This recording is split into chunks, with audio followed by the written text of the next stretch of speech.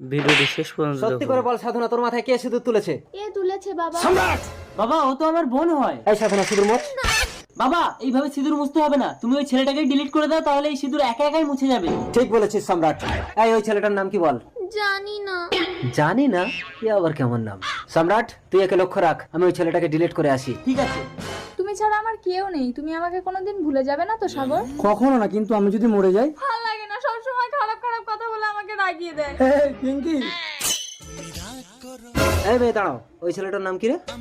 জানি না। তাহলে তুই জানি না?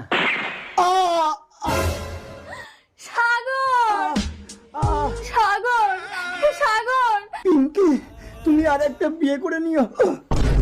আপনি একটা অনাথ মেয়ের স্বামীকে মেরে ফেললেন। এ তোমার স্বামী? আমি তো আরে ভেবেছি এই আমার মেয়ের মাথায় সিঁদুর তুলেছে। এবার আমার পার্ট কি জন্য হবে? প্লিজ চলো মা, চ্যানেলটি তোমার স্বামীর অবশ্যই সৎকার সাবস্ক্রাইব করে করুন। আমার ছেলের সাথে তোমার বিয়ে দিয়ে আমার পাপের প্রায়শ্চিত্ত নেক্সট করবো। ভিডিও অসম্ভব।